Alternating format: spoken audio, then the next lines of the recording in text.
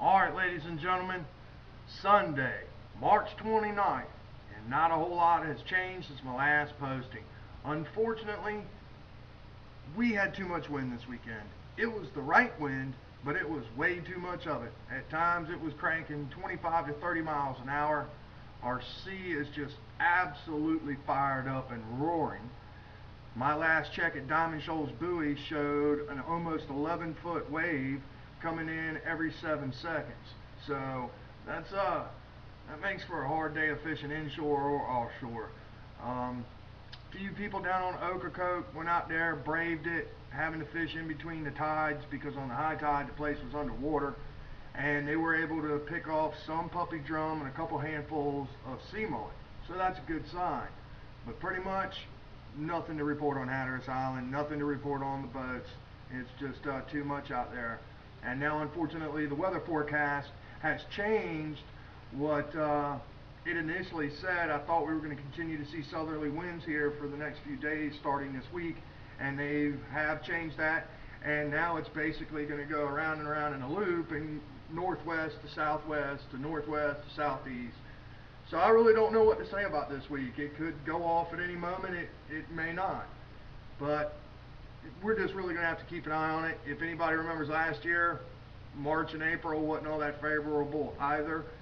So maybe we got 2 years running. I hope not. I really want to see some big fish here in the near future. One last quick thing. A couple days ago, there was yet another editorial by this rocket scientist editor that works for the Virginian Pilot. And this gentleman has written several editorials at this point involving Cape Hatteras National Seashore Recreational Area and the beach closures.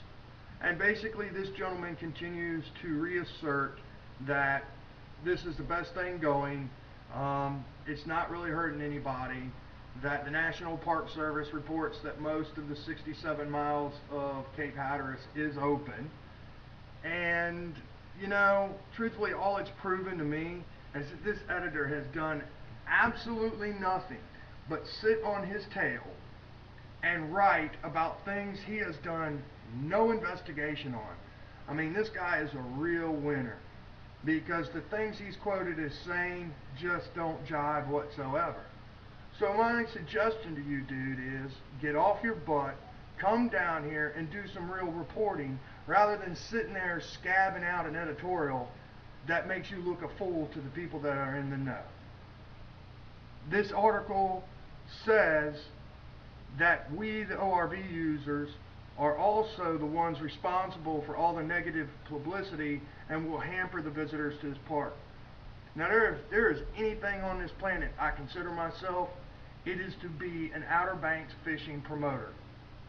I want people to come here. I want people to fish.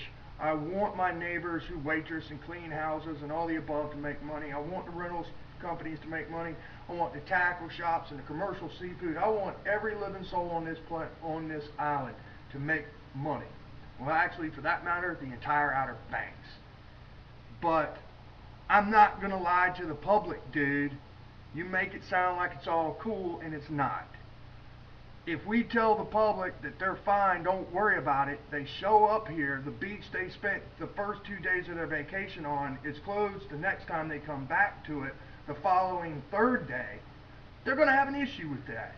So really what I see is we're being honest. We're telling them that a lot of the beaches being closed, and the potential for more beach closure is up in the air. If they want to do it, if the birds or the turtles show up, they can do it.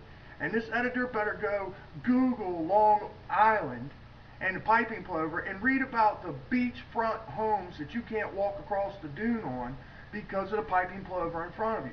So yeah, let's rent a home that we can't even access the beach from when the home we rented is oceanside. That makes a lot of sense. Makes a whole lot of sense. But hey, you know what? This editor, he's got it figured out. Till next time, it's just me talking.